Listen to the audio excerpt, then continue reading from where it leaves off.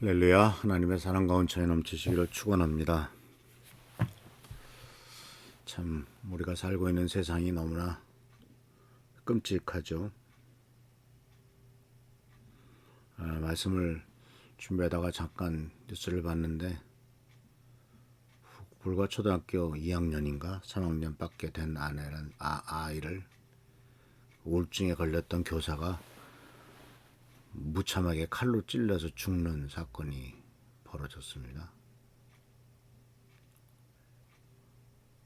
도대체 어떻게 이런 일들이 세상에서 생길 수 있는지,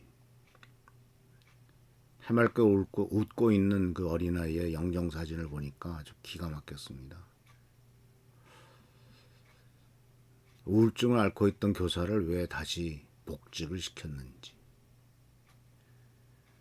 그리고 그 교사는 도대체 무슨 생각이 있길래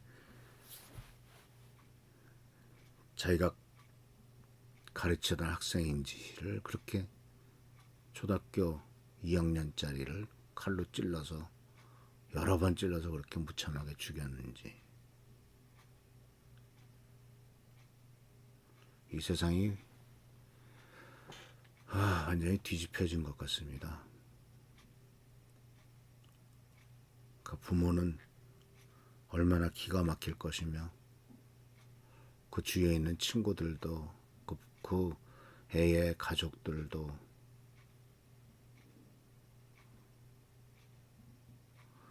참 뭐라고 얘기할 수가 없네요. 정말 빨리 예수님이 오셔서 이 완전히 뒤집어진 세상을 온전하게 만들지 않는다면 원한도 아니고 무슨 이유도 없고 8살짜리 애가 그렇게 죽을 수밖에 없는 세상에 우리가 살고 있다고 하는 것이 얼마나 참 고통스럽고 힘든 일인지 모르겠습니다. 오늘 말씀은 사도행전 2장 47절 말씀인데, 하나님을 찬미하며 또 온 백성에게 칭송을 받으니 주께서 구원받는 사람을 날마다 더하게 하시니라.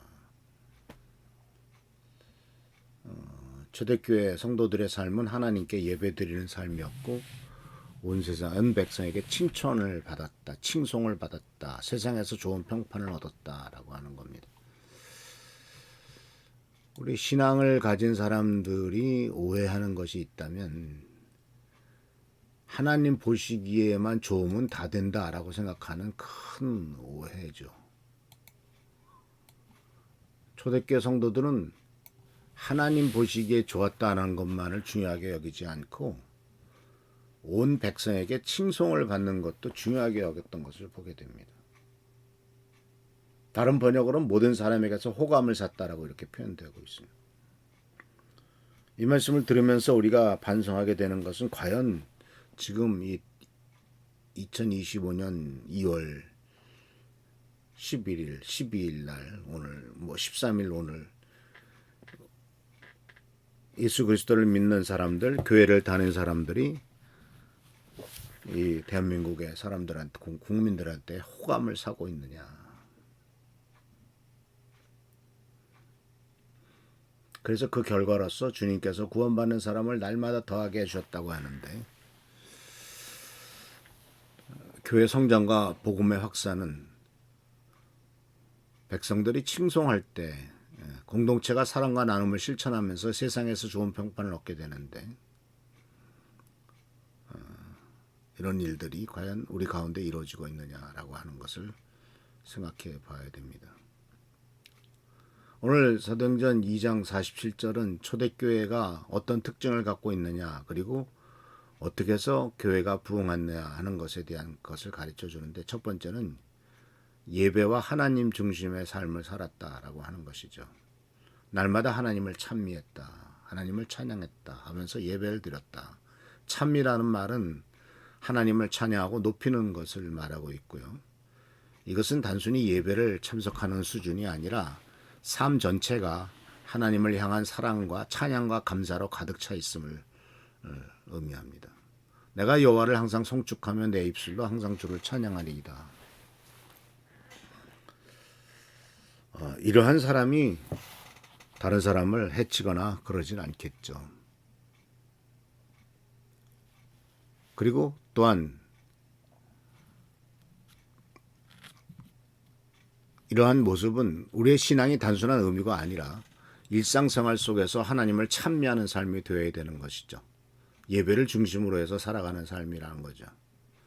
두 번째는 공동체적인 나눔과 사회적인 영향력입니다. 온 백성에게 칭송을 받았다, 그리고 많은 사람들이 호감을 샀다라는 말 속에서는 초대교회 공동체는 사랑과 나눔을 실천하며 사람들로부터 좋은 평가를 받았음을 이야기합니다. 서로 돕고 나누고 진정한 공동체적인 신앙을 실천한 모습이죠. 그래서 초대교회는 단순한 종교 집단이 아니었습니다. 세상 속에서 빛과 소금의 역할을 하는 공동체가 된 것이죠. 예수님께서도 이미 마태복음 5장 16절에 이같이 너희 빛을 사람들 앞에 비치게 하여 저희로 너희 착한 행실을 보고 하늘에 계신 너희 아버지께 영광을 돌리게 하라고 주님은 이미 권면하신 것을 우리는 기억합니다. 그래서 우리는 스스로 돌아봐야 됩니다. 우리의 신앙이 세상 속에 좋은 영향력을 미치는가, 아니면 우리들끼리만의 이야기가 되고 있지는 않은가, 또는 편협적인 신앙생활을 하고 있지는 않은가. 그래서 그 결과로서 하나님이 이루시는 교회 성장이 있었죠. 주께서 구원받는 사람을 날마다 더하게 하셨다. 여기서 보면 주께서 하시는 것이죠. 그 교회 성장은 인간의 노력만으로 이루어지는 것이 아니라 하나님의 역사하심으로 이루어지는데, 그때 성도들은 기도하고 전도하고 사랑을 실천하며 하나님께 쓰임받았다라고 하는 것을 보게 됩니다. 그래서 교회가 발전하고 부흥하는 것의 핵심은 전도와 제자훈련뿐만 아니라 진정한 공동체적인 사랑과 섬김에 있다라고 하는 겁니다.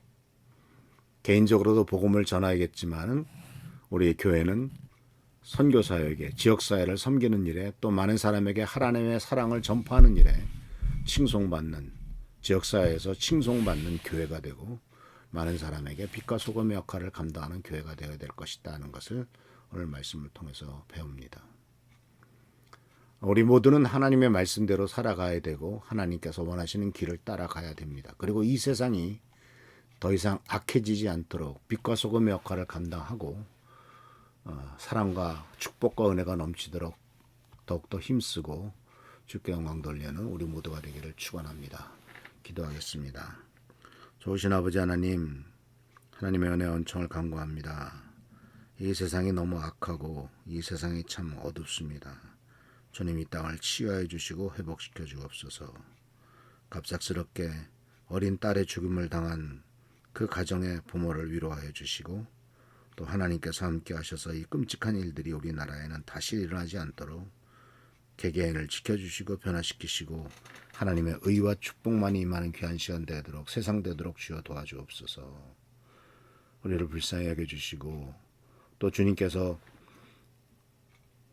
기도 속에서 말씀하시고 가르쳐 주셨듯이 다만 악에서 구하여 주시기를 정말 간절히 간구하고 원합니다.